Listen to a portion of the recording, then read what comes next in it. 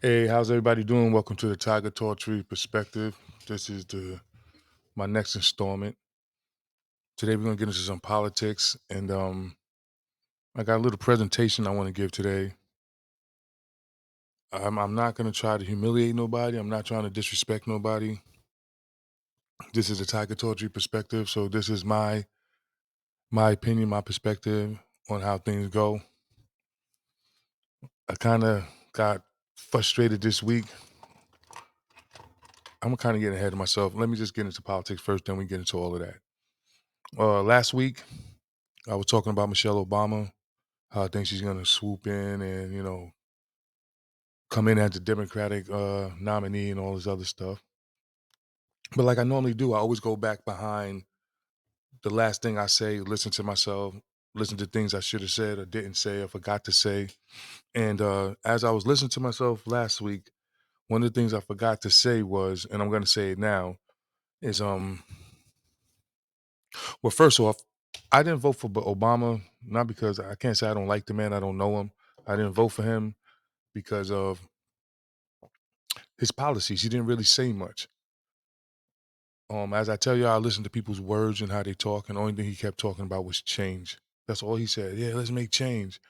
And I used to always say, like, talk to my wife and people at work. I'm like, but what kind of change? There's a change for the better, or a change for the worse. In my opinion, it was a change for the worse under the Obama presidency. But nevertheless, what I'm going to say is that I think Michelle's going to come in and use the same tactic that Obama did, the same tactic that these Democrats use. Like, see how Biden stayed in his basement? He didn't say nothing. See how Obama said change, but he really didn't tell you what his platform was about or what he was going to change. He used identity politics and people's emotions and little jokes and slickness for everybody to be like, "Oh, we're going to vote for the first black president," but he never really said anything. So I think Michelle's going to come in with the same thing. She's not really going to say nothing. She's going to come in at the last minute with no real platform, and I think listen for the slogans like change for the better. She's gonna follow his whole blueprint. Everything Barack did, she's gonna do the same thing. And just be careful. You know, the economy's bad. Biden's he's definitely getting out of there. They're trying to figure out how they're gonna get him out of there. I think he's gonna get out of there right after Christmas. He's just doing too many dumb things. Like last week or the week before, he was joking about the a Marine that follows him with the nuclear codes and all this. Like this guy's off the chain. And as far as politics for the rest of the year, I think it's gonna be quiet. I don't think too much is gonna happen. Most of these trials that you can see, like I said, Trump is probably gonna beat most of them. Everything's going in his favor. I really think they're just trying to stop him from going out there and campaigning during this presidential campaign. They're trying to shut him down. I wouldn't be surprised if one of these court cases they put him on house arrest. If they can't get him on all of this, I think that federal one, or if he breaks the gag order, they're gonna put him on house arrest. But it's backfiring on everybody because Trump is using everything that's happened to him for his benefit. Like, think about it. He's probably the only president that ever got a mugshot. And then he took that mugshot and made T-shirts and mugs off it and raised millions of dollars for his campaign. This dude's a genius. Like, you really don't see how he's been in the TV business for years. He knows what he's doing. The best way he can get his information out is do a trial. How does he change the Democrats' way of thinking unless they see it for themselves? See, all these media people, they're going to put him out on the news and everything thinking he's going to get slammed. But every time he gets in the courtroom, he proves them wrong and he shows the Democrats something else. See, one thing that people don't understand when I say that things backfire on these elitists. For example, black people's getting locked up so much that remember for a while we couldn't even get into the military because if you had a felony, you couldn't go to the military until they had to go to war, and then they had to send all their kids to war, and then they changed the law. Oh no, you could go to military with a felony. See how that backfired? Oh, let's throw coke and everything into the neighborhoods and put drugs on the street until their kids got hooked on it. Then it backfired again. Now it was a war on drugs. everything backfires with the things they do. They never think, because believe it or not, we have free wills, and that's one thing you can't anticipate is what somebody's gonna think and what somebody's gonna do. You could try, but you never really know, and that's why they always fail. So just be careful with this year. They're talking about wars and they're talking about Biden. Biden, he's getting out of there, and Trump is gonna win. So just watch out for that. That's all it's gonna be. After the new year, that's when things gonna start getting crazy.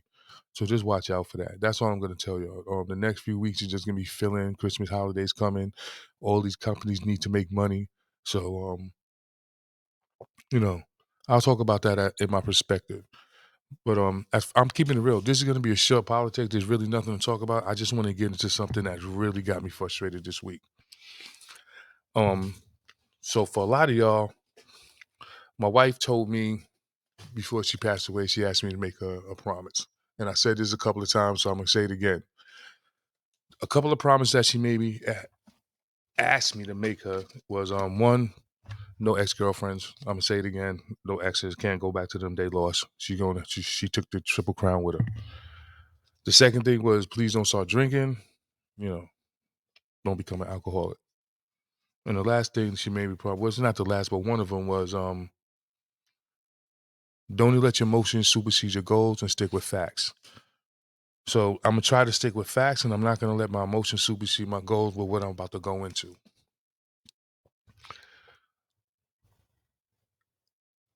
Somebody that I know happened to listen to my podcast, the last two episodes, what I was talking about in other videos, and she said, and I won't say her name, I won't say names on my podcast, and she was telling me how when I talk about I'm not religious, I'm spiritual, and how my wife was gonna do, the if if we would have did the podcast the way we was planning on it, my wife would have did the astronomy, astrology, numerology, and all that aspect of it, and I was gonna just stick with politics and the things that I'm good at. So anyway, she tells me that I shouldn't really be doing that because that's the devil's work. All of the you know, getting into signs and Pisces and Aries and just stuff like that. She just went in on me, and I'll be honest with you, I was ready to get at her hard. But we was in the supermarket, and she must have been coming from church because a couple of people that was around her, how people just nod their head because they're agreeing to what she's saying. In the back of my mind, I'm like, fools, y'all have no idea. So what I'm gonna do today is I'm gonna show and prove through the Bible where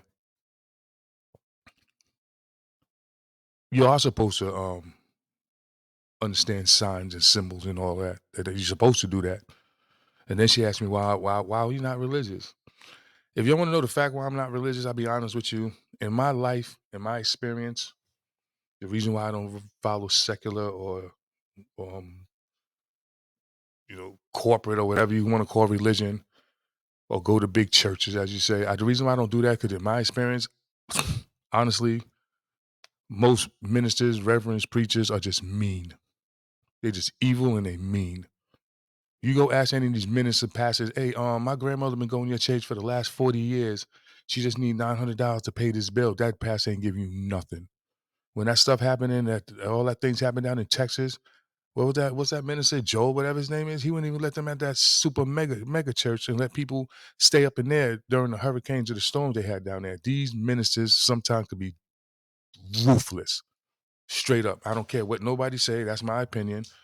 I've been kicked out of two churches for asking questions. The same question I've been asking since I was little. Like I said, my grandmother took us to church. I went to Sunday school. I did all that stuff. And I always had questions, and nobody could ever answer my questions.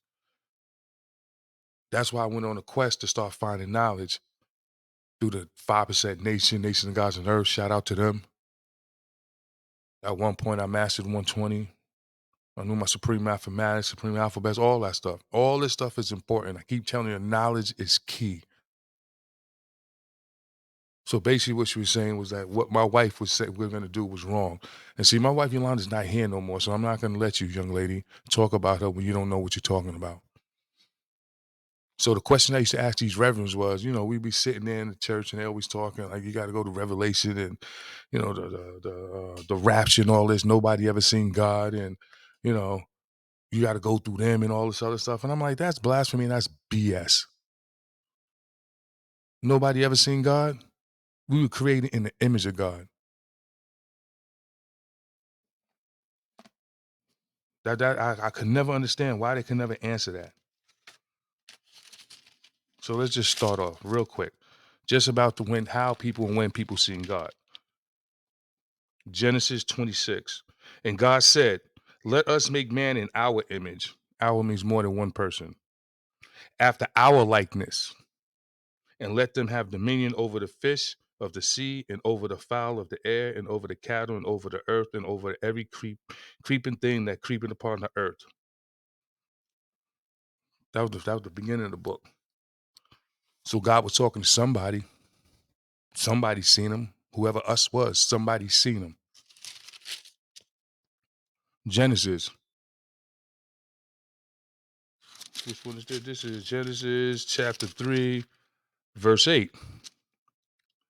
And they heard the voice of the Lord walking in the garden in the cool of the day. And Adam and his wife hid themselves from the presence of the Lord amongst the trees of the garden.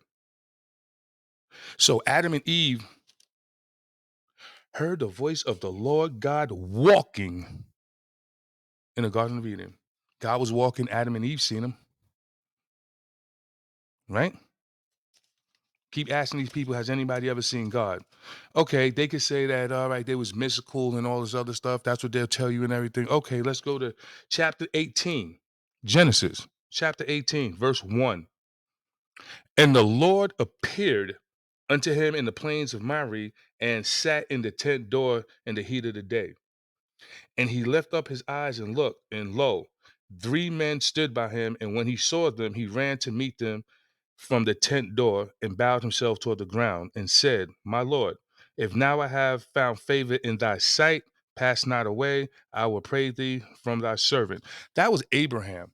You see, people forget that when God came down with his cherubims and they went and destroyed Sodom and Gomorrah, when God sent his cherubims, which was angels or his bodyguards or his security force, somebody else saw God, all right? Angels. When God sent them to destroy Sodom and Gomorrah, which I won't even get into Sodom and Gomorrah because what was going on in Sodom and Gomorrah that he had to destroy it, but we'll leave that alone for right now because a lot of these ministers still try to say things that was going on in Sodom and Gomorrah is right in exact now when it's not, right? But anyway, God went to talk to Abraham. His wife Sarah went to make some leaven, which is known as which is bread, which means God sat down and ate with Abraham and talked to him while Sodom and Gomorrah was being destroyed. So right there, you got 3 different spots where they say that actually people actually physically saw God.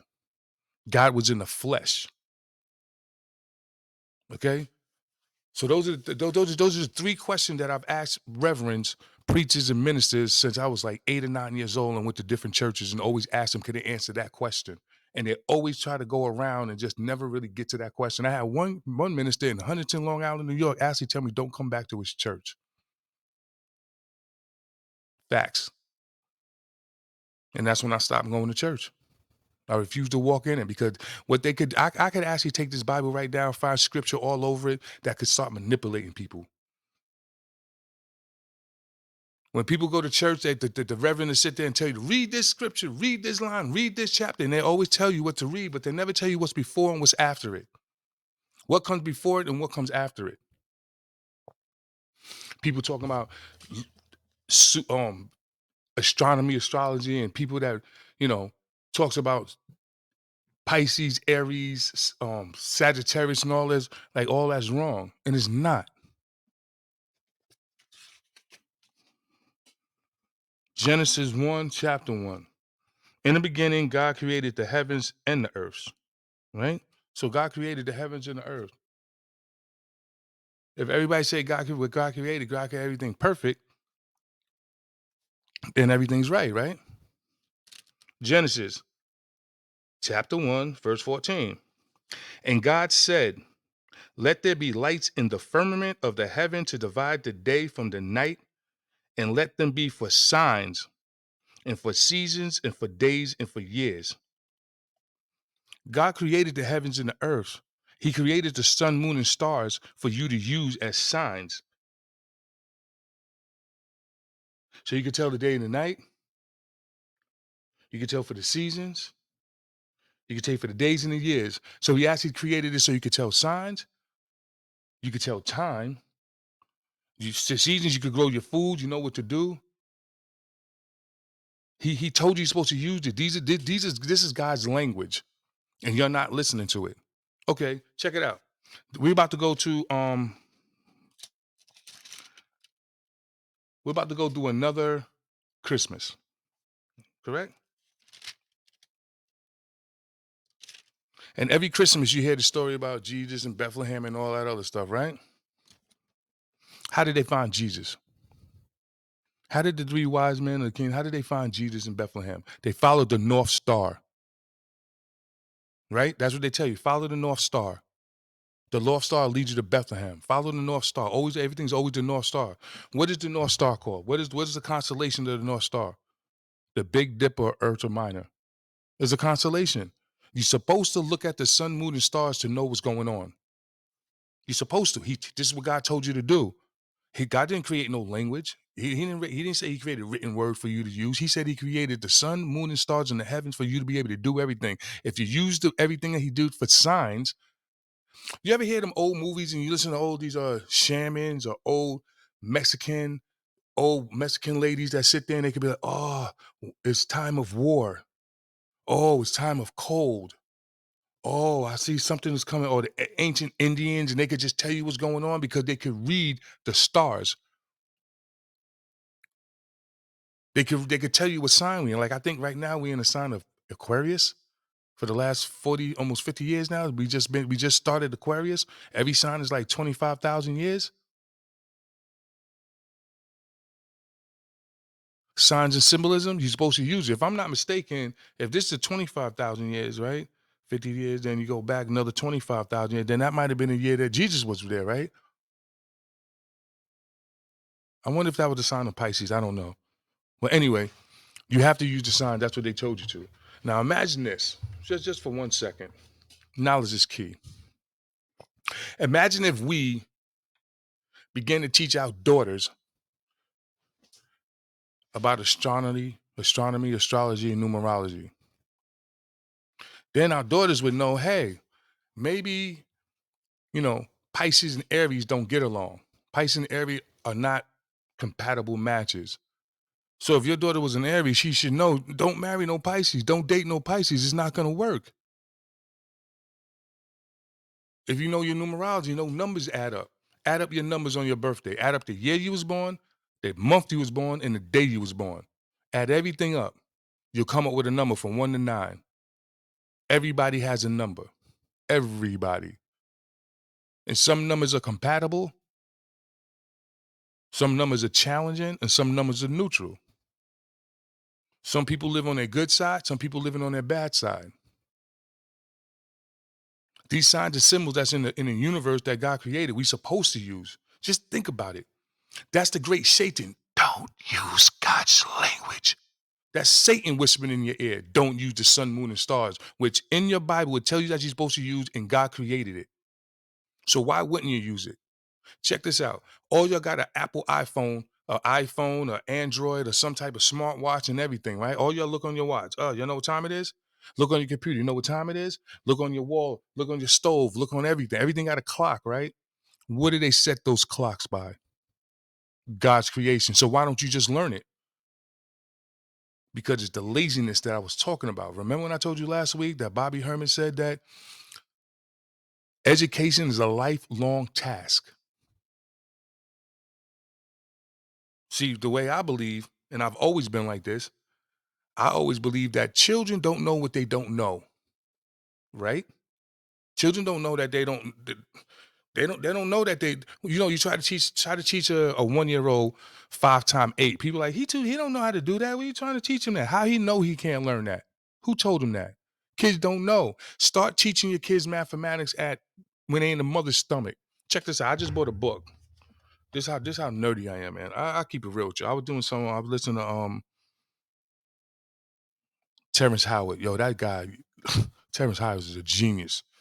and he was talking about some high sciences. I think it's called the flower of life and the symbolism of the geometry of the flower of life. And while I was listening to him, he was talking about a book called The Divine Proportion. I went and bought the book just because I felt what he was saying was deep, that I want to get into what he's saying. I bought the book. I opened up this book. I have absolutely no idea what this book is about. These numbers and these equations, I don't know, but I'm going to read the book. I'm going to try to read the book. You ever notice that when a woman is pregnant, they tell you to read to the stomach or let the father start talking to the baby, and then when the baby's born, as soon as the baby come out, the father could go over there and say something, the baby know who the father is? If you started reading this book, The Divine Proportion, even if I don't know what it is, even if you don't know what it is, start reading a book like this to your pregnant wife's stomach. When your child come out, I guarantee your child's gonna know what this math and all this stuff is. You might not know it, but they'll know it. They say that it takes a child 6 months to repeat what they learn. So when a baby's going, you say, Mama, Dad, Dad. You know the kid don't say nothing. Then one day they say it. It's usually 6 months later.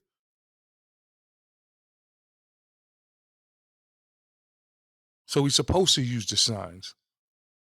We're supposed to use the heavens. We're supposed to use the stars. I mean, I could go so deep in the Bible, like right now, the way that's what I mean when I say knowledge. That's what I mean when I say, did you know God didn't even create, when God created the heavens and the earth is what he created. The ocean was already here. He didn't create the ocean. God didn't create the sea. The ocean was already here. There was already people living in the ocean. Huh? You're probably like, yeah, this guy's wild. He's wilding right now.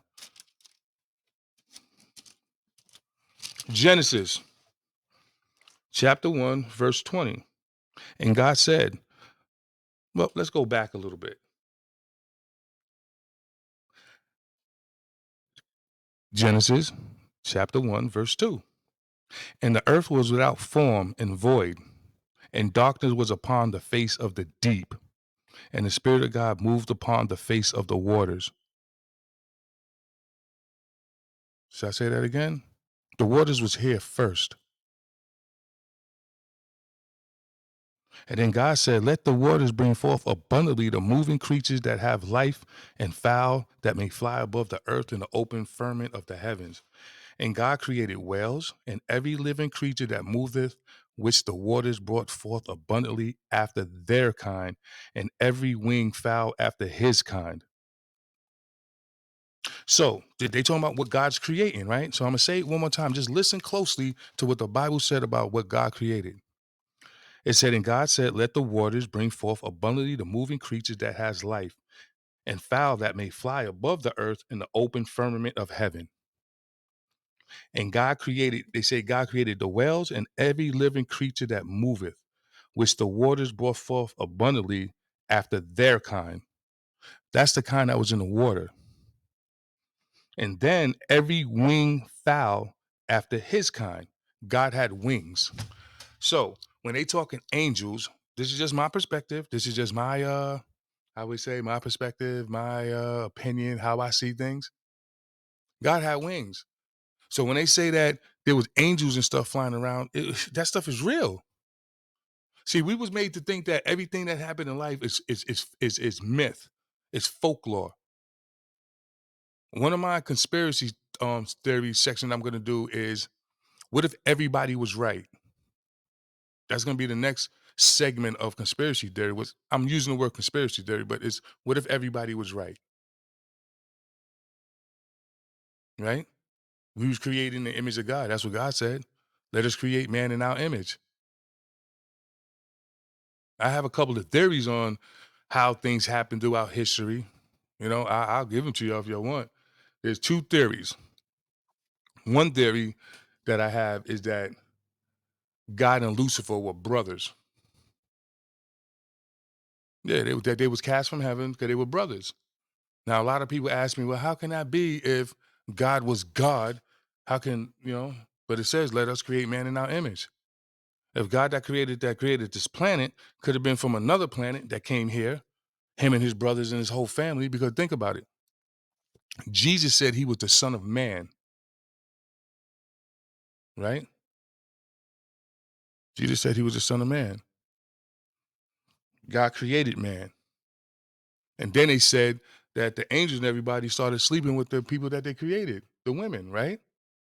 So now when they say that Jesus was born from a virgin, the immaculate conception, I don't really think that's what happened. I believe that a lot of people that wrote these books put things in there to deceive us, to keep us dumb, deaf, and blind.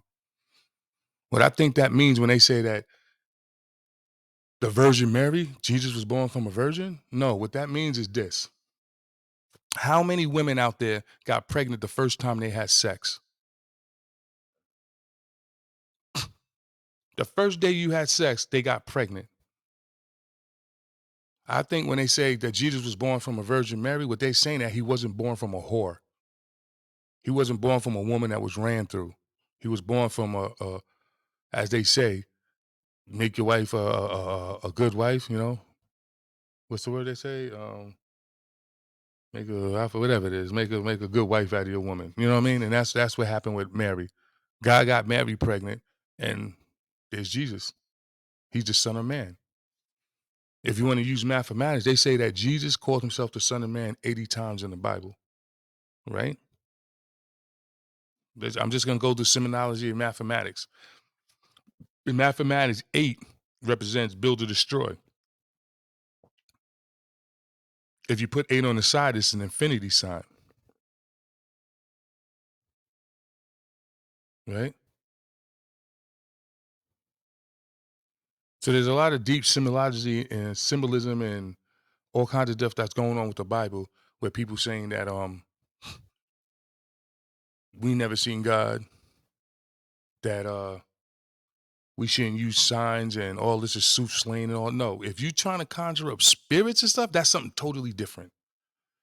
But to just study the sun, moon, and stars and use it to your advantage, and this is what God created, this is God's language. And this is why nobody could tap into what's really going on. You ever feel like, damn, why things going wrong? Why it just ain't right? Because you're not speaking God's language. You ever walk down the street and get a gut feeling? That means you're being tapped in, you're being in tune with yourself. You ever be like, oh damn, I knew I should have did that. Or I knew I should have just waited. I'm gonna give y'all some things that y'all can start doing right now to believe symbolism and understanding what numerology and astrology and all that's about. Right now, look up retrogrades for 2024. Go on your iPhone right now, go on your Android right now, or whoever's sitting next to you and you listen, just type in retrogrades for 2024. When you see the retrogrades for 2024, as you start clicking those retrogrades, each retrograde is going to tell you what's going on. For example, you might have a retrograde from like March 18th to April 23rd. And that retrograde might be saying, be careful with communications be off. So watch communications. And then you start to notice that, you go to work that whole 3 or 4 weeks, 5 weeks, and oh, I didn't know you said that. Oh, you know what? I misunderstood you. Oh, I forgot to send that. Miscommunications. All right. Then you might have a retrograde that'll tell you just, stay in the house. Don't spend money. Watch your budget. Watch what you say. Watch what you think. These are the things that retrogrades would tell you. I got something else for you. Check this out. Look up who was George W. Bush's spiritual advisor. Then look up who was Barack Obama's spiritual advisor. Then look up who's Donald Trump's spiritual advisor. Why do all these presidents have spiritual advisors? Because their spiritual advisors let them know what's going on with the sun, moon, and stars. When the best time to do something? When it's not good to do nothing? No, you better sit back right now, Barack. If you try that right now, the sun and moon say that ain't gonna work. It's gonna fail. Trust me, people got spiritual advisors because throughout history, every king, queen, ruler always had the priesthood or their spiritual advisors. Because their spiritual advisors are the ones that went to quote unquote the mystery schools and learned that sacred knowledge and everything. The sacred knowledge is God's language, God's law. Start teaching your kids God's language at an early age, and they'll be able to navigate throughout the universe easily. It's facts. I'm not gonna beat this in the head. I just wanted to go there real quick just to let you know that, we are supposed to be using the sun, moon, and stars. You should know about what your sign is. You should know about constellations because these are the things that'll let you navigate. Right now, what if all of a sudden what they say is gonna happen happens? Say this nuclear war happens, or this internet blackout happens, and all the internet gets blackout, EMP comes, bzzz, nobody has computers no more. All your computers don't work, TVs, laptops, none of that work. Do you know does anybody really know where north, south, east, and west is if if they don't have a compass? If you know, does anybody realize the sun rises in the east, sets in the west? If you know that, you're talking about symbolism. Check this out. Even without a clock, God has created a way for you to even traverse the earth because the cross is your compass and your square. Sacred knowledge, the sacred mystery schools. Okay? Because if you know where east and west is, point to the east, points to the west. You know east and west, right? Rise in the east, sets in the west. If you know where the east is, you know where the west is, you could draw a line from the top to the bottom, from north to south, right? Ain't that your cross? See how symbolism works? Jesus was on the cross because he was your compass. He's your navigator. I personally think when they say Jesus died on the cross and God said, I let my only forgotten son who's died for your sins, me personally, you know what I take that as? I take that as God saying, look, you see how foul these people are and what they doing to my son right now? See how they staking him to the cross and putting nails through his hand? They some vicious dudes, right? These some evil people. And I let them evil people do that to my son. If you don't obey my laws, what do you think hell's gonna be for you? Symbolism. It's an allegory. It's a parable. It's letting you know what's gonna happen. So if if you know if everything's supposed to be taught and nothing was written, then everybody had to understand what you're saying. So when they spoke, everything was all right. Check it out. Write this down. Tiger Talltree is rocking some fat gear in 2023. Write it word for word, just what I said. Tiger Talltree is rocking some fat gear in 2023. 2,000 years from now, somebody reads that, they're gonna be like, was there a tiger in a tall tree wearing rocks? Some heavy fat rocks? That's how they would decipher that sentence 2,000 years from now, 3,000 years from now. If you wrote Tiger Tall Trees rocking some fat gear, it's true. But if somebody read that 3,000 years from now, they'll call it folklore. Oh, they got tigers up in giant tall trees. They used to dress their tigers up in fat rocks. No, that's not what that meant. So knowing what things mean is once again education. I got something I want you to hear. This is a little clip. It's gonna be a few minutes. This clip is from the name of this clip is off YouTube. It's called What Makes Black People Different. This person speaking is named Dr. Edward W. Robinson. This is an old video. It's quite long. I'm only gonna play maybe a few minutes of it, maybe 20 minutes of it. I need y'all to really listen, really pay attention, and understand what I'm trying to get to. We need to start educating the children. We're done. It's a wrap for us. Honestly, if we took them shots, if we did all this, it's the children. We have to educate them. We have to get them to know what's going on. The children are the future. Facts. Thousands of years ago who were black people, then you're miseducated.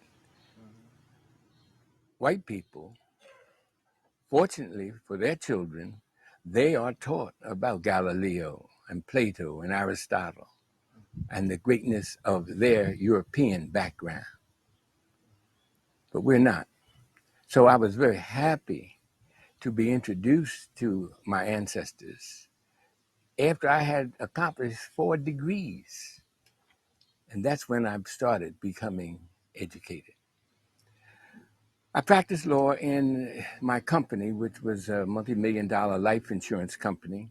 And my brother and I had, with a group of black people, had built a little company up to a multi-million-dollar level. And that was because our ancestors guided us, and we relied on our ancestors to guide us to success. We formed an organization called the Pan-African Federation Organization.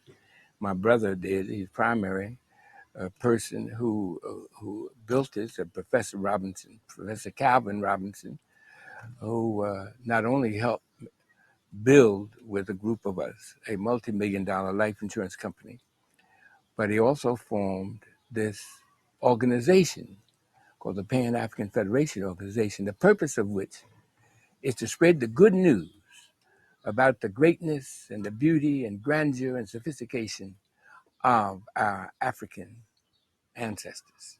That's the purpose of the organization. Now, we spread that information by teaching classes, and my brother, Professor Calvin Robinson, has organized many classes throughout Philadelphia, New Jersey, Delaware, New York, to teach this great story. He also wrote a book called The Journey of the Songhai People, which is considered by Black historians as the foundational book for African and African American history.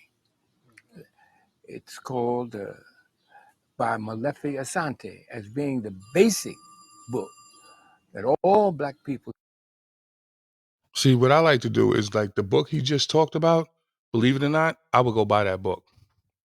own in order to get the real story of who we are. See, there are two kinds of history. One is cultural history, and that is the history of what happened thousands of years ago and what happened last year. That's cultural history. Then there's a physical history, and this physical history goes into why we have different colors, why we have different hair, why we have different features. And this is physical history. And this is what we've been guided by our ancestors to tell the children of the Sun people, and we are the Sun people, these are the African people, that they have been looked down upon, knowing that that our color and our hair are symbols of advanced. Dr. Robinson, Yes, sir. that's magnificent. And you say, unless we know our history, we cannot really know who we are. Not only that, we can never reach the potential that God has put into us. We'll never be the bright students. Children can never reach the height of their academic proficiency. They can never reach the height of their behavior unless they know their African history. I'm saying it as clear and plain as I can. Not African American, African history. Can you tell us why this is so? A lot of people say There's a they rule. don't feel that I, it's I know, necessary. I know. Yeah. A lot of people back in Columbus's day didn't feel that the earth was round. They thought it was flat. And somebody come around saying the earth is round, they say, I don't think it's important to know. Or you're crazy. Or you're crazy. The reason is of a law, and the law is called a territorial imperative. And that territorial imperative was followed down through the thousands of years. And it comes down to a maxim called honor thy ancestors of the land which the Lord thy God giveth thee. Mm-hmm. And the land giveth to Black people is Africa, not America. Mm-hmm. In the Bible, there are 8 references, scriptural references to that you have to honor the ancestors of the land which the Lord thy God giveth thee. We know that. You know that. In fact, when you say the 10 Commandments, when you get to the 5th commandment, which is the only commandment with a promise. And that commandment says, honor thy father and thy mother, which means thy ancestors, so that thy days will be long. It gives you a promise. And also implies that if you don't honor your ancestors, your days will be short. Now, who has the shortest days in America? Black folks. Because we do not honor our African ancestors. Oh, they can give you all the Marian Andersons and Booker T. Washington. They're great people. But there's the icing on the cake.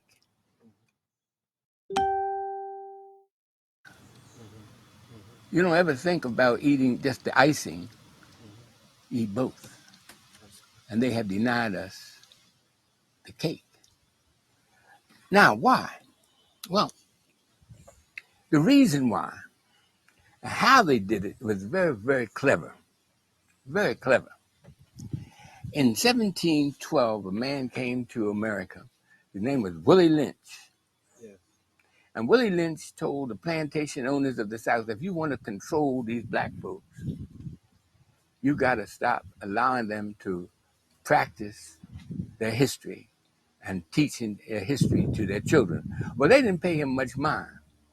And our fathers and mothers revolted and fought back, burned his houses and ran away and did all kinds of things. And they were prisoners of war. They were never slaves, prisoners of war. They said, we call them slaves and make them feel bad. That's how you make them feel bad, by calling them slaves. The word slave comes from a word Slav, which are the Czechoslovakians, the Yugoslavians, which were the Slavic people of Eastern Europe that were captured by the Romans as status symbols. They were called Slavs, and eventually that word became slave. But that was relating to the Slavic people. We produced capital. They never produced capital. We produced the cotton. We built houses. We did all the ironworks there you see in New Orleans. We produced capital. We were prisoners of war, made to labor under guns. So there are 8 references that you have to honor your ancestors. Well, in 1795, a group of plantation owners from South Carolina and Virginia went to Germany to consult with a man whose name was Johann Friedrich Blumenbach. And Blumenbach said, I know why you all are having trouble with those black folks over there. The reason is you don't cut off the knowledge of their African ancestors. And they said, well, how can we do that? How can we cut off the knowledge of the African? Because the mama and daddy is going to tell the children all about Akhenaten, all about Khufu. They're going to tell them about the greatness of their Kemetan or Egyptian background. They're going to tell all about the great university cities of Shanghai from which we took them. And Blumenbach laughed and he said, well, it's simple. There's a way to do that. And they'll never be able to learn about it. And they said, well, how do you do that? Because the mom and dad are going to tell the children. He said, what you do, as soon as a boatload of them arrives over here from Africa, you take the babies out their mamas and daddy's arms and raise the babies on distant plantations where they'll never hear about who they are. They'll never hear it. And that way, you've cut. So when everybody want to know what happened to us, how do we get like this? It was a real plan. That's how they did it. When people say, how did we lose our history? How we don't know who we are? Why we don't know this? How did this happen? Yeah, it took hundreds of years for them to snatch us and just keep us away from the knowledge, but it's there. Somebody has it. We have to go get it back. And when we get it back, that's when we're going to step up again. So when those children grow up, they can't tell their children that they came from a beautiful city called Timbuktu. They can never tell their children they came from a beautiful city called Jeanne, a city considered by world travelers the most beautiful city in the world for 300 years, from 1300 all the way up to 1700. They can never tell their children that they came from university cities because they were babies when they were snatched out of their mamas and daddies' arms. And that's why black people can't even tell what country they came from. They can tell what continent, Africa. But you take 500 black people and say, all right, what city in Africa did you come from? They can't tell you. Can't tell you. Why? Because their grandparent was snatched out their mama's arms when they were babies. So once we did that, then these children taught them who they were. These children in all these schools that we have demonstrated the accuracy of what we're talking about. Those children went from C's and D's to B pluses and A's. You're saying just knowing Just knowing it. history? Just knowing it. Yeah. Just So I might intercede here for a split minute, and that is that The most important part of this video is about to come up. the way in which the brainwashing has been perpetrated against us. Too many of us feel though that our history is not important. But if you go back to Akhenaten, you go back and learn that he was interested in trying to teach our people their history. And we find that a man, a Senator Cicero, who was a Roman senator, and he found that during this period of time, that at one time we knew our history. So he came to the conclusion that there was very little that was more important than for any people to know their history, their language, their culture, and tradition. For without such knowledge, one stands naked and before the world. And what are some more of the things, as Dr. Robinson had? Remember when last week when I was talking about how they're trying to stop, nationalities and cultures across the world? See, they started it with blacks. We were the first ones they did that to. Now they're about to do it to everybody else. And they don't know that is happening. A lot of the Spanish people coming across the border and stuff, they don't know what's about to happen. They're running from their countries to try to come someplace safe, but they don't know they're going to be the next setup. The Spanish people, the people that's coming over here from other countries, see, blacks, we're starting to get smart. We're elevating now, so they can't use us as much as they did for the last quote unquote 400 years. So now they're bringing in new people. And I'm telling you what's going to happen if you start noticing the social service department and all these people getting all these government programs. It's not blacks no more. So I bet you, I'm telling you what's gonna happen. So I'm telling all my Latino brothers and sisters, all my Mexican, Spanish, if you wherever you coming from to America, don't let them trap you off like they did us.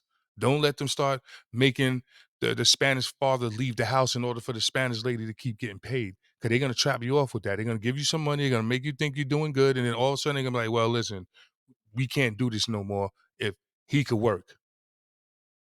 And they're gonna do the same thing they did to us. So I'm just saying for everybody out there, don't think that they won't use the same plan again. If it worked once, it'll work twice, but it'll just be on somebody different. You understand what I mean? So just be on point, y'all. Has told us here about the greatness of our people, that mathematics, by the astronomer priestess, they were known as, they were a special breed of women. They had a particular name. They were called Typhonians. They were a special breed of people. 4,700 years ago. Right, 4,700 years. 4,700 years ago, there was a group of women that knew about the sun, moon, and stars.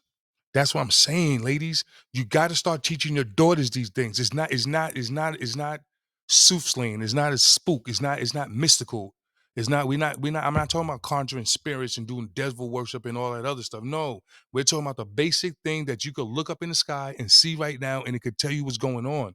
If you start letting your daughters and your sons start mastering this stuff at early ages, by the time they're 10, 11, and 12, they won't be messing with boys that ain't meant for them. They won't be messing with girls that ain't meant for them. They'll have a better understanding of who they are, and they won't get caught with the propaganda. They'll be able to think, and they'll be able to be swift. And it's possible to do this now. These are things we could do now. You know how people start saying, oh, what can we do now to change it? Right now, right this minute, tomorrow morning, buy your kids a book. Turn off your TV. Get rid of your cable. Go back to the old school days when summertime come and the kids get out of school. I remember when I was little, my grandparents and my parents used to be like, you got to read a book this summer. Even if you ain't got school, you ain't going to summer school, nothing, you still got to read a book. You got to do something. That's the way it was. Nowadays, these kids, they so into these technology things that half of them can't even do math without a calculator. Half them can't even read a long word without the book reading it to them. Don't you see how they meticulously dumbing us down where you can't think for yourself? Everything's supposed to think for you for convenience. But is that really convenience? Because once they shut it all down and they take it from you, then you can no longer think. They burnt the books, they give you these computers, and then all of a sudden, internet blackout. Now, how's some kid gonna do math if they don't got a calculator? How's somebody gonna read a book if it's not being read to you? We have to start getting our kids educated. The children are the future. I'm telling you, I'm telling you, I'm telling you, I'm telling you, I'm telling you. Please listen to me. I'm going to keep saying that. I'm not going to stop it. This is something I'm trying to push. I'm trying to push it with everything I got. We have to understand where we at and what we're doing. We just can't continue to just Language, their culture, and tradition. For without such knowledge, one stands naked and before the world. And what are some more of the things that Dr. Robinson had just told us here about the greatness of our people? That mathematics, by the astronomer priestess, they were known as, they were a special breed of women. They had a particular name. They were called Typhonians. They were a special breed of people. 4,700 years ago. Right, 4,700 years ago. And they created the science of geometry, trigonometry, and calculus. And that's why our men at that time, our brothers at that time, were able to build the pyramid. But today, the European has usurped this information to themselves, plagiarizing in many ways, putting out motion pictures or putting out documentaries, so-called documentaries, and implying that the blacks were not the original people and that it was the Arabs. Now, just recently here in this war between Iraq and United States, that right after the war it was supposed to have been concluded, which really that country is really known as Persia, Persia in the Bible, and that they said that the cradle of civilization was in Persia. That's the biggest lie they ever told. Biggest lie they ever told. And I don't mind telling them. So therefore, we have to be diligent in putting forth our information, because if we don't do that, then it will seem as though that we are not sure of ourselves, that we don't know what we're doing. We're gonna let the world know that we know our history. Now we know that all of us aren't gonna know it. Only the chosen few. When I say chosen few, I don't mean somebody went around and chosen, but it's like the cream coming to the top in a quart of milk. Those people who have been touched by the universe, by the creator, to have that special interest, that special feeling of commanding, are the ones who's going to do that. And you will know them by their fruits. You know them by their fruit. It's always those 10%. Actually, it's about 2.5 to 3% who are really the nucleus of this 10%. Now, the 3%, 2.5 to 3%, galvanize the 10% into doing what has to be done.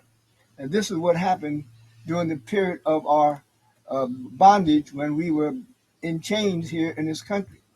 A man by the name of Denmark Vesey and his uh, buddy, his right hand, his lieutenant, Peter Poyas, they spent the first 5 years of their trying to organize our people. But first, before they organized them or tried to organize them, they agitated them. They played the role of agitator. They did that in order to make them angry, to make them come to their senses. You know, like a lot of times if somebody implies that you are too bright, this, that, the other, well, you want to show these people, hey, I'm not what you say I am. But it didn't work because that 90% of our people mind is inculcated into the philosophy of their detractors, which are our enemies. But it was over 4 million, slightly over 4 million, maybe 4 million and some of our people in captivity at that time. And 10% of that rounded off roughly was about 500,000. And it was about 500,000 that fought in the Civil War. Some fought as soldiers, some fought as spies and labor battalions, and different other jobs that were necessary to prosecute the war in the way it should have been for victory, not for white people per se, but just to save the Union because everything could have been changed if this had not happened. I believe Providence had a hand in that.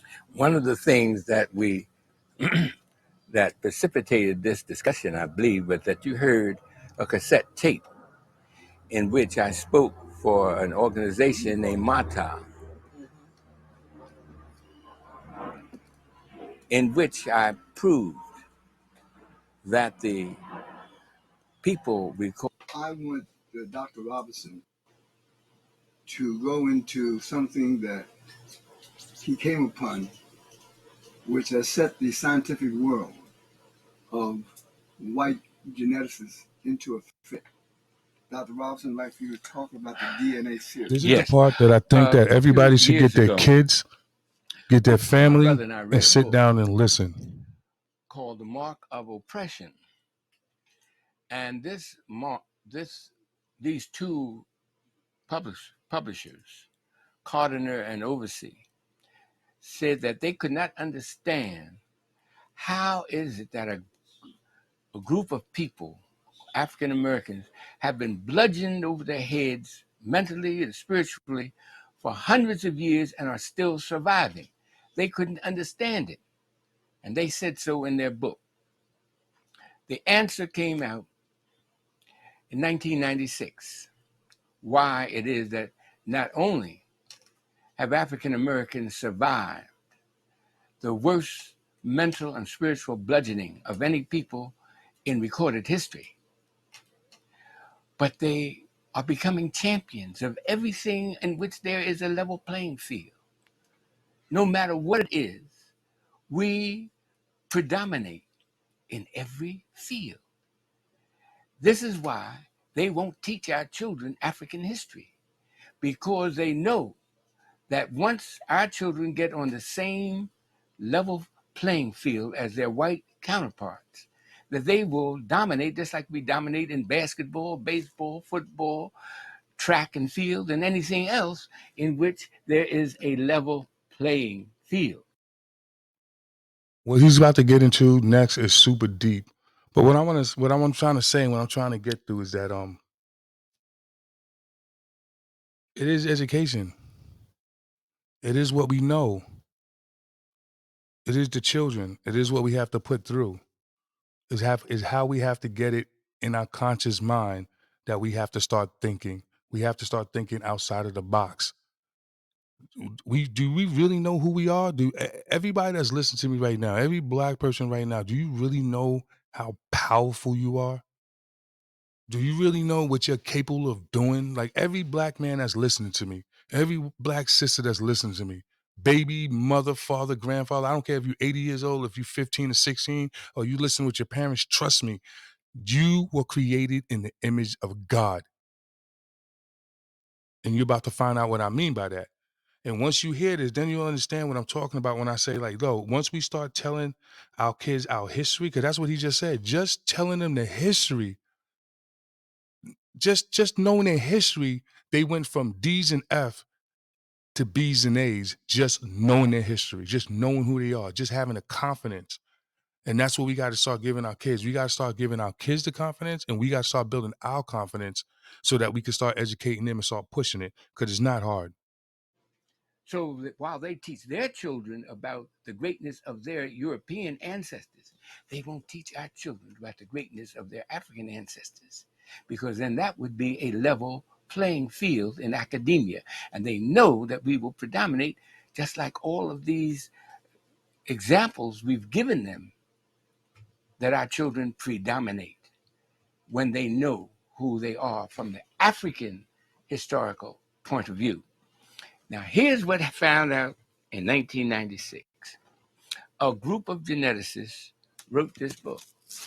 When you Little said tiny group of geneticists. can you identify where they from and the group, how it came about Yeah, for them to okay. do this study? All right, sure. Yes, indeed. An organization is called the American Association for the Advancement of Science. The American Association for the Advancement of Science. Now, this organization. Now, if you have kids that's in high school or in college, they need to listen to this because you could get them to do their thesis on this.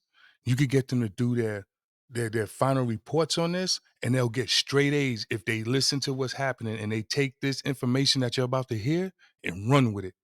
I'm telling everybody, I'm telling you right now, if you really want to make up your people feel good, if you really want to give them an idea of who they are and how strong they are, take what you're about to hear, share it, and pass it to everybody. Trust me when I tell you, I'm not making this up. This isn't a lie. This is facts. Composed of people who study about DNA and the genome. And you've been reading about the DNA and the genomes.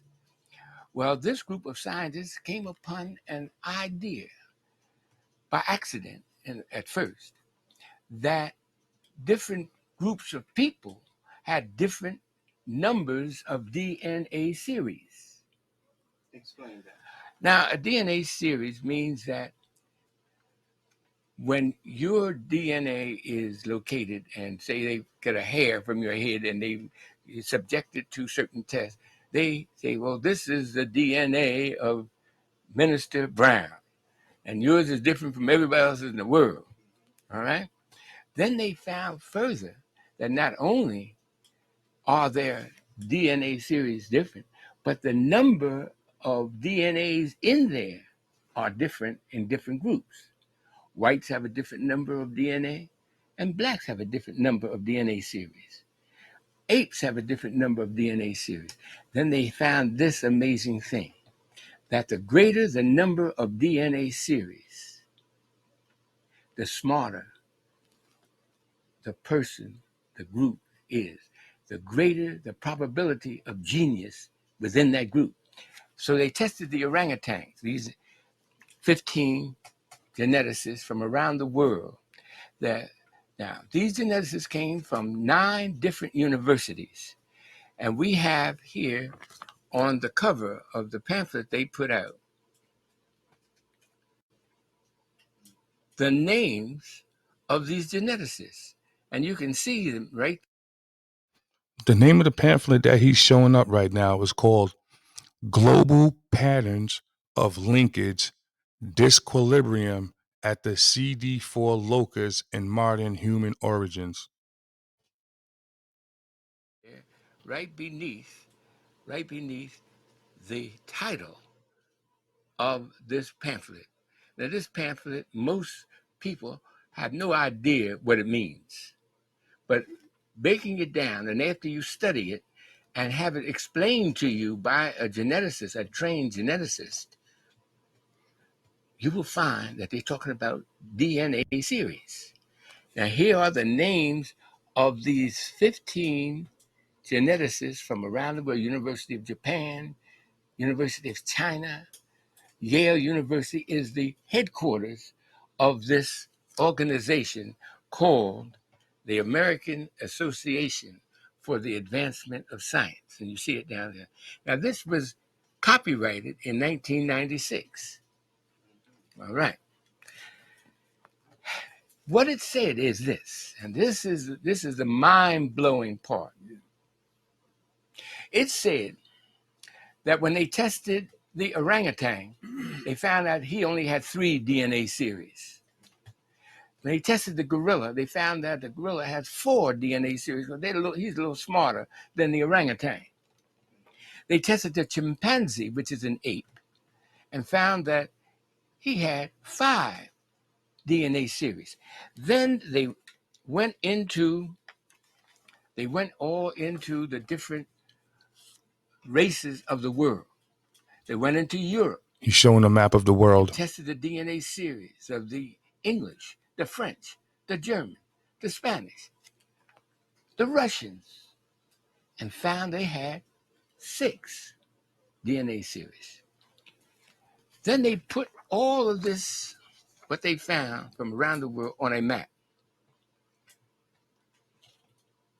And this map really is called the intelligence map of the world because they tested 116 different human groups and found their So some of the things that I do when I do my research is see how what he just said that the name of the map is the intelligent map of the world. Tell your sons and daughters who's in high school and college to Google that, to look it up, to look up the intelligent map of the world. Y'all do it, and then y'all can see what the intelligence level of every nationality is around the world. A series numbers. All of them, all over the world, have six, and they put the numbers in form of a little flag that you can see on this map. These little flags have a color, and they show. Oh, this is upside down. I'm sorry. Yeah, and they show that the English have only six, and all into Europe only six. Went over into Japan and China, and they only have six. Over into America, which is predominantly European, and they only have six. Then they came to Africa, and they came to the part of Africa. Now, all the rest of them, they put in little flag colors. Those flag colors are orange, red, if you notice. But when they came to Africa, found out that the African people have nine DNA series from here just below the Shanghai Empire down to the foot of Africa. All those 10 nations, of which African Americans descended from one of them. We have 9 DNA series, the greatest possibility of genius in our group. Now it's answered this age-old question. How can a people survive being told they're nothing for 400 years, never allowed to learn that they came from beautiful cities and told they came from a jungle? How could a people survive? How can a people become champions in everything they touch? Because they have 9 DNA series, while the rest of the world has only 6. This is why they copyrighted this. And you'll notice on the outside of this, now this map is taken, I took this map right from this page here, and I blew it up so that the world could see it. Even though this is copyrighted, I can't let you have this book because it's copyrighted. Now, the reason why I bring all of this up, and I'm trying to bring everything around and just bring everything into a group, so you understand what I'm trying to say. So this young lady that was telling me that I shouldn't study the sun, moon, and stars, or my wife shouldn't do all of that, don't understand who we are and how we was created. That when I say we was created in the image of God. See, there's a lot of things that people say that I'm bugging out. Now, if we have these nine strands, this is why I believe that there was really a beef between when when God said, "Let me create man in our image." A lot of the other so-called quote unquote gods didn't like that because they wanted to keep people on this planet to be dumb. But when God said, "No, let's create man in our image," what He did was He gave us the extra DNA strands. That was the image. Those the God genes. Those the things that we have that nobody else has, and they won't tell us. We have to search for it. We have to know it. See, when I say that there was different people on the planet and different forms on the planet and different things like that, I could prove that to you too. So that's why I'm saying everything, folklore and everything. Why can't that be real? All right, let me give you an example of what I'm talking about when I say that.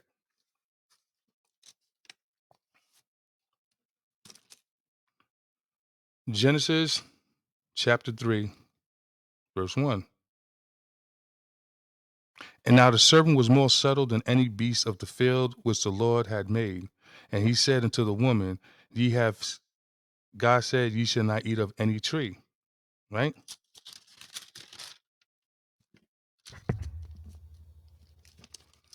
And and Eve ate from the tree, correct? And after she ate from the tree, God got mad. And God said, and the Lord said unto the serpent, Because thou hast done this, thou art cursed above all cattle, above every beast of the field. Upon thy belly shalt thou go, and dust shalt thou eat all the days of thy life. Now, that means that he was cursed to become a snake. They called him a serpent first. The serpent is what got Eve to eat the apple or eat of the fruit of the tree. And then when God seen that she ate from the fruit of the tree and she got mad at the serpent, right? He got mad at the serpent, cursed the serpent, said you're gonna be on your belly for the rest of your life. Which means the serpent wasn't on his belly at first, was it? Check this out. When I do research, I do all kinds of research because I listen to stuff like that. So then I start thinking, serpent. Google, what is a sea serpent? According to Wikipedia, a sea serpent or sea dragon is a type of dragon sea monster described in various mythologies, most notably Mesopotamian, Judeo-Christian, Greek, and Norse. So what I'm saying is that, remember, in the Bible, it says that the oceans was already there and that there was people in the ocean already. So I'm thinking, in mind by mind, did one of those creatures from the ocean come on land and convince Eve to eat the apple? If Eve got convinced to eat the apple from the serpent, and God said, now you're cursed to be on your belly like a snake, that means the snake and the serpent was two different things. So now in my mind, the way I'm thinking is, was that what the Great War was about? Was Atlantis real? If the earth is three-fourths water, remember, God created the heavens and the earth. He said he pulled the earth out of the water, and it dried, and he called that earth. The water was here first. The oceans was here first.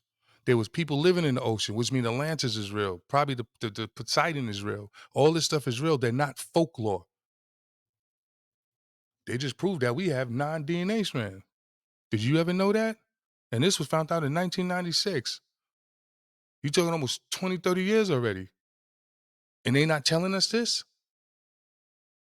That means that we got to do it ourselves. We can't depend on nobody to educate us. We can't depend on nobody else to do it for us. It's in the Bible.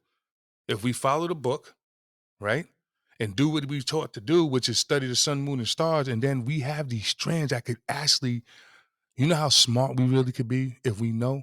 Just start telling. Why do you think when everybody went to see Wakanda, so many black people felt just empowered? Did you see the second part of I didn't even watch the second part of Black Panther, but wasn't it about Nemo and all the sea creatures coming up on the land? See how they have to tell us what's going on? It's no myth. It's actually fact. This earth is so big. I remember when I was young, man. I'll be honest. I'm gonna keep it real with y'all. This is whatever's on his mind part. When I was younger, prior to me getting married, I wanted to start a crew called FPE. Dead ass. I wanted to start a crew called FPE. Was called Fuck Planet Earth. I was ready to go into space. I was ready to go. I was already. If you go to SpaceX, not SpaceX, go to Virgin Galactic right now. Go on Virgin Galactic's webpage right now. You could buy tickets to go to space. You could pre-order tickets to go flight in space right now. Facts. Go check out Spaceport America. Look on it right now. There's just space flight is about to be commercialized. And they're not even telling us now. That's why, I'm thinking if the earth is flat and, all the aliens is about to start coming and everything, is it because we getting so advanced that we'll be able to fly so high, we'll be able to tell that there's a ring around this bastard and they can't hide that from us no more? Is that why they keep having great resets? I'm just I'm digressing. I'm just bugging out. But that's how I feel about things. I feel that we have enough in our body that if we start promoting it, that's going to be the great advancement that we need. But we got to do it ourselves. Nobody's going to do it for us. And just for the record, and it's not racism what I'm trying to do. I'm not being a racist. I'm not talking about whites or nothing like that. But what it is facts. And it's actually detrimental to other nationalities to not know the truth either. Because if we don't know the truth about us, isn't that kind of keeping the people who think they're smarter uneducated too? Isn't that doing them a disservice to not know who's that? Have you ever seen a smart racist? Have you ever seen some of these racists? You be like, yo, that dude dumb as fuck. And I don't care if they black or white, Spanish, whatever. But you ever seen a smart racist? No. So it's not about racism, y'all. It's about elevating and knowing who we are. Know thyself. Start telling our kids who they are. Start telling your kids that you know who you are. You know you got 9 DNA strands. That you're actually a genius from birth. I'm telling you, read to your kids in your wife's stomach.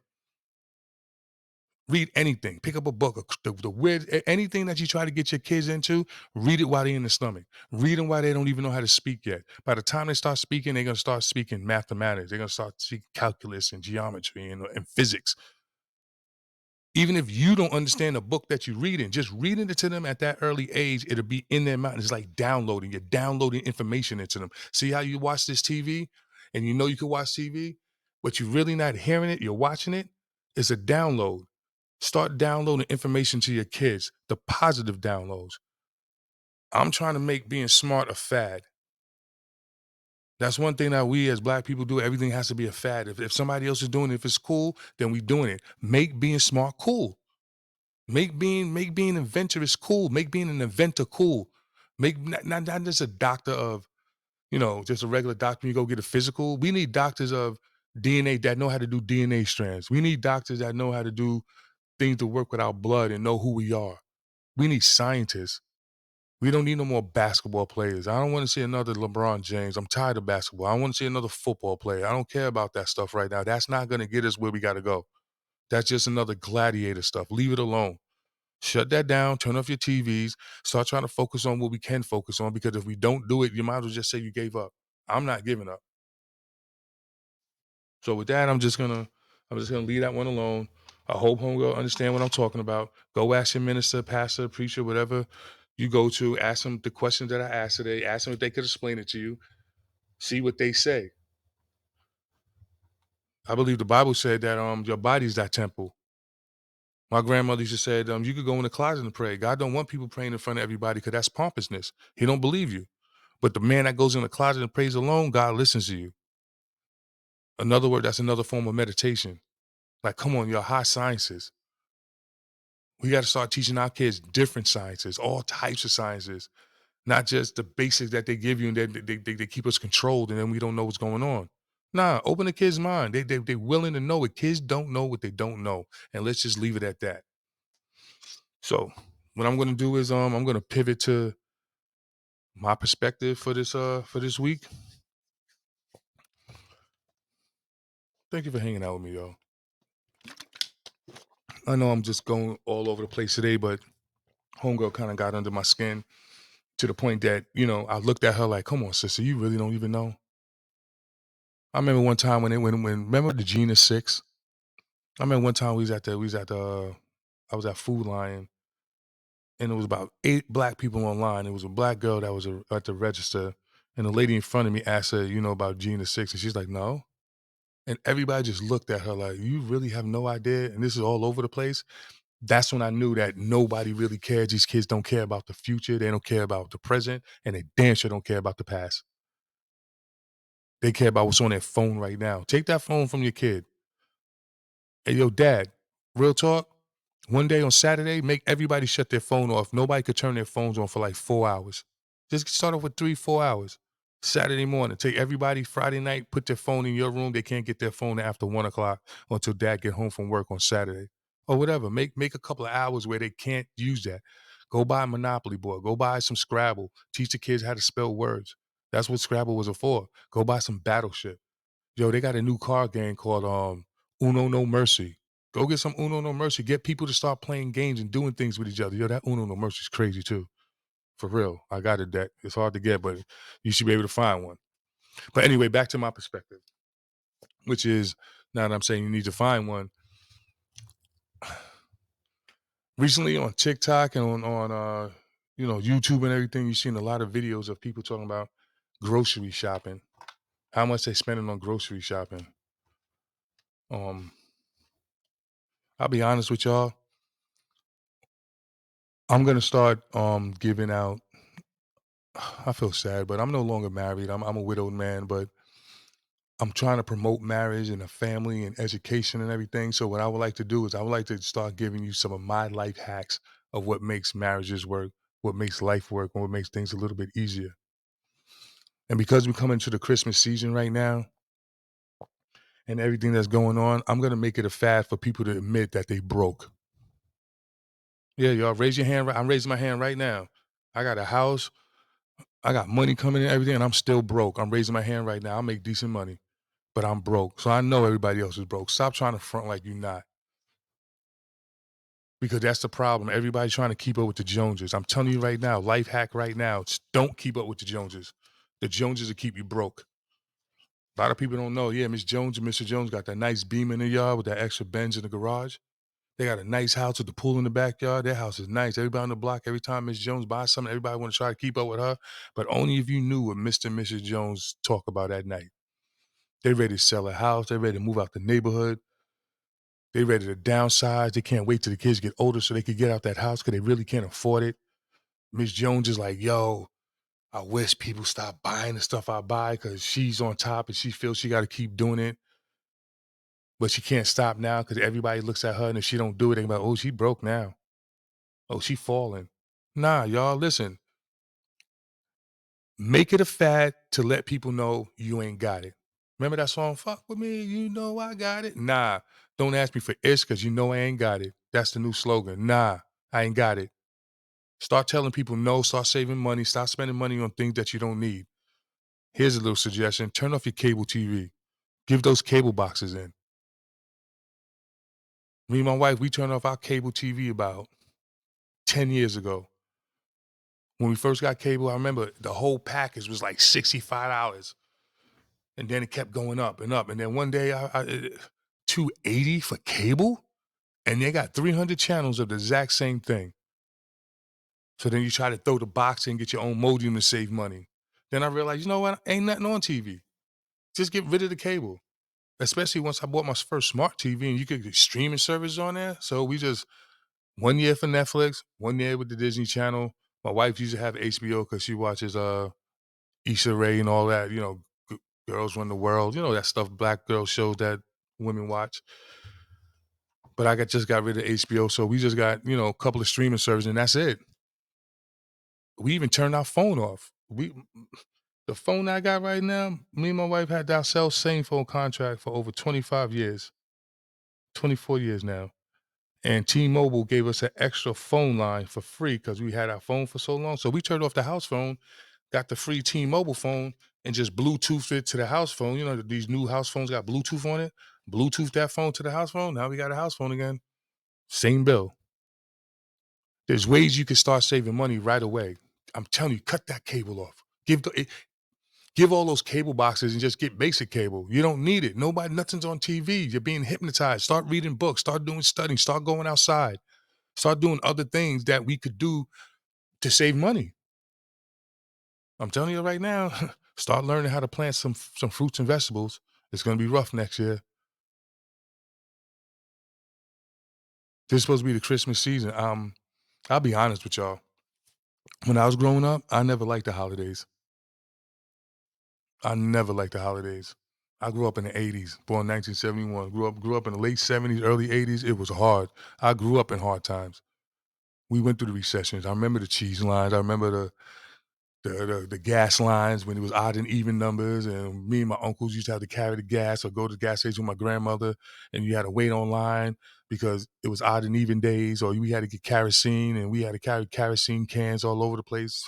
Trust me, if anybody's anywhere between, I say 48 and above, you know what I'm talking about. You know what it is not to have. I never liked holidays. If you look at any of the photos in my family, I'm probably not in a lot of the photos because let's just keep it real. I didn't grow up rich. I know my family don't like saying that out loud, but Everybody had hard times. You grew up in the 80s, you had hard times. Don't push me, 'cause I'm close to the edge. I'm trying not to lose my head. Ha, ha, ha, ha. Sometimes it make me wonder how I keep from going under. Yeah, you remember that? It was hard.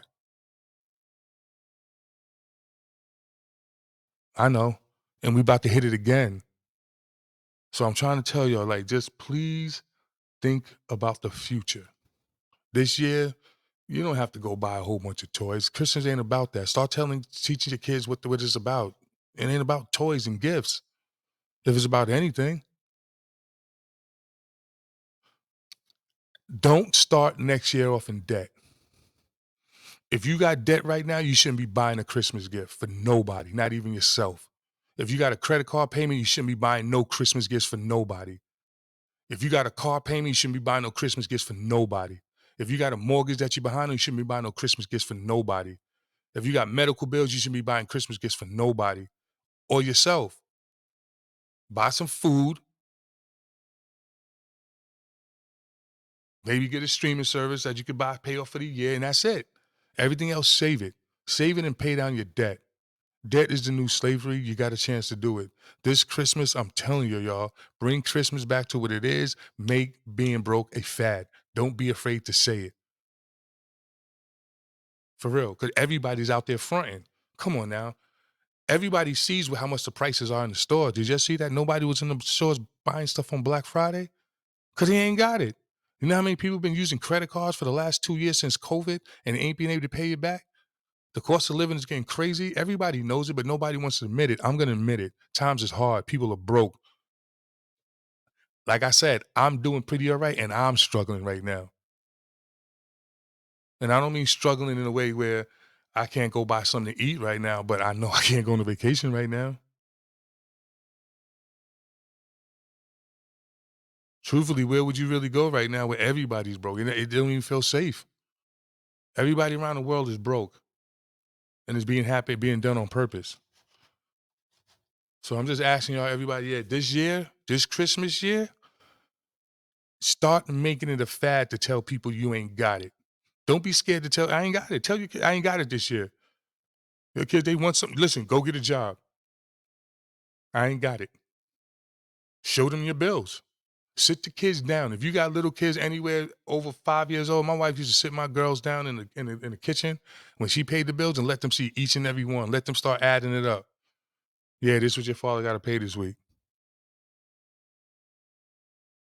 And so they'll start understanding what bills are. Like I said, when you start having, you know,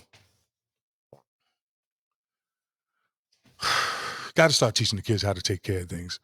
You can't let them think that everything's easy. Start teaching that things is hard sometimes. Everything ain't always easy. Stop making things look like it's easy when it's not. Please, please, please. This year, do not go spend nothing on frivolous nonsense. Please don't do it. Tell your friends and family, yo, I ain't got it. You got it? And I bet you everybody starts saying the same thing. You walk in the room, be like, yo, how many people in this room broke like me? I bet you everybody raise their hand. They probably start laughing because nobody else is going to say it until it becomes a joke and a fad, and then everybody admit it. Walk into a restaurant, be like, yo, I can't afford this. This crap is crazy. I bet you everybody like, me neither. But they're doing it anyway, trying to keep up with the Joneses. Nah. Be happy for the Joneses that they got it. Just like you be happy with your man. Your man bought a Benz. Your man bought a new Acura. Give him claps. Say, what's up, man? I'm proud of you, bro. Don't try to go out there and get an Acura just like him when you can't afford it just because you're trying to keep up with him. Nah, let him shine. Let your man shine because he worked hard for that Acura. You don't know what he did for that. He worked hard, though. It, I got a Toyota in the front yard. I'm not giving rid of that car. My father-in-law gave me that car when he retired. Well, he gave it to my wife. That's her father. But, he gave us that car. I started using it to get to work as a work car. Boom, boom, boom. It still runs. Why would I go buy a new car right now? When that runs, why? Because everybody's buying a new car? No, I don't care about that. Like I said, my wife used to say she'd rather have a nice life than nice things. Nice things come with a nice life. Stop trying to keep up with the Joneses. If you can't afford it, you just can't afford it. Ain't nothing wrong with that. Don't feel ashamed. Don't feel down. Don't let nobody break you down because you can't afford something. If you get up every day and you pay your bills and all your bills are paid and you sitting in the house with $20, but your bills are paid, I respect you, fams. Don't feel ashamed about that. If you paid all your bills and everything is, you just got, I don't know, 2 packs of chicken and some rice, then guess what? You eating chicken and rice for the week, but at least your bills are paid. You got a place to sleep. I remember Jadakiss on one rap song said, yo, take pride when you sweeping your floor. If you can't go nowhere this weekend, I know there's something in your house that needs to be cleaned. I know there's a book that you wanted to read. There's a show you want to catch up on. There's some yard work you could do. There's something you could do to stay busy without spending money. Start going to the park. Take your kids to walk to the park. That's free. Yeah. If you don't want to pay all these video games are costing a lot. Now they want $70, $80. PS PlayStation just went up on that yearly subscription, almost $170, $60 now. It's gonna get to the point where the video games are gonna get played. Nobody wants to buy those no more. It's gonna go back outside, start playing kickball. This Christmas, buy your kids a kickball so they could go outside in the summertime when springtime come. Start buying some bases, 3 bases, or you make your own base. Buy a nice kickball. Get everybody in the neighborhood to go outside and play kickball again. Like nobody does that. Nobody's outside. Like live below your means. Life hack. As a marriage, that's what me and my wife did for the first 10 years. Live below our means. Learn what a budget is. Really budget. People don't know what a budget is. I'm gonna give you an example of what I mean when I say a budget. I know I'm going long on this podcast today, but I need to do this. This is a budget. This is how my wife used to do it. I'm just gonna give you hypothetical. Say I made $1,000 a month, and all my monthly bills was $500 a month. So my monthly budget was $500 to get the bills done. Right? That's my monthly budget. Even though I make 1,000, my monthly budget is 500. So every month I'm putting up 500. But this month, my man's at work. I took them all out to eat. Cost me an extra $100. So this month I spent $600. I went over budget by $100. Even though I made put 500 up, I still went over budget. So guess how much my budget is next month? $400 because I went over 100 this month. Don't look at your surplus. Look at your budget. Add up all your bills every month, whatever your monthly bills are. Add your bud, add your liquor, whatever it is you do, whatever your Joneses. Everybody got something. Add your games or your Las Vegas, whatever. Add your ice, your little chasers, whatever your drink. Add all that together. Everything. Add everything together. And what does that come to? Then you subtract that from how much you make a month. That's your monthly budget. Don't go over it. Anytime you go over it, the next month you got to get it back. You got to penny pitch the next month. You can't go over. That's how you start budgeting. Don't look like, oh, I made $1,000 today. That's my budget. 1,000. No, your budget is $500 a month. Stick to it. That's how you get ahead. Live below your means. Make the kids eat peanut butter and jelly. You want to fix it up? Buy some different jelly. But you're still eating peanut butter and jelly because that's what we eating. So yeah, come on, y'all. Let's get back up. Mentally, emotionally, physically, spiritually. We could do it as a people. Black, white, Spanish, we all could do it, but we got to educate ourselves. That's where it's going to start. Do not be scared to learn something new. Don't be scared to talk to somebody. You don't think the Democrats listen to the Republican TV stations to see what the Republicans are thinking? You don't think the Republicans listen to the Democrat stations to see what they're doing? You got to listen to the opposite side to see what they're doing and know what kind of moves to make. Yeah, I'm not into Satanism, but guess what? I'll listen to a Satanist. I'll listen to him. I'll listen to everything they got to say. That don't mean I believe in Satanism. That I just want to know what they believe so I know how to walk around them. Knowledge is power. Do not ever give up the ability to learn knowledge, to learn something. And this week, learn to budget. Learn to tell people you ain't got it. Christmas time is coming. People's about to start getting stressed out. They want to, don't do that to yourself. Just, I ain't got it. You don't even have to make a big Christmas dinner. If you ain't got it, you ain't got it. It ain't nothing wrong with that. Start knowing it. It ain't nothing wrong with not having a big Christmas dinner if you ain't got it. If you with your family and your kids and you're just eating some chicken or regular Sunday dinner, that's fine. As long as you with your family, you living, that's all the purpose of life is to keep moving forward. All this other fancy stuff that they trying to get you to do, don't fall for it. Make that the fad. Make that what's fresh. Make that what's cool. To not follow somebody, to become permanent leaders. Make your own trend. Find your own style. Read your own books. You understand what I mean? Let's try doing it like that. If we could start doing that and start doing this by the end of this year, we could start next year with a clean mindset and putting out positive energy as a collective. Because that's all you keep. Oh, people saying as a collective. Oh, we got to raise the community as a collective. Everything as a collective. Why can't we do something positive as a collective?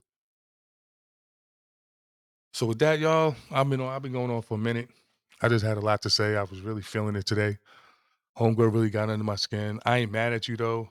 I just want. That's why I want to talk like this. I didn't want to say nothing in the store because I probably would have said something rude. But I feel better doing it this way. If there's anything that I said that's wrong, or you think that I want to drop a comment, I read the comments. I would love for you to drop comments. Once again, if you have a nonprofit and you need some help promoting anything with kidney disease or anything else like that where we can help our people, drop me a comment too. I'll promote it. I'll do it for free. So with that, oh yeah, somebody else told me that I need to start saying share, like, and subscribe. So please do that if you're listening. If you like what I'm doing, if you support me and you know all that other good stuff, just please share, like, and subscribe, and just help me move this on.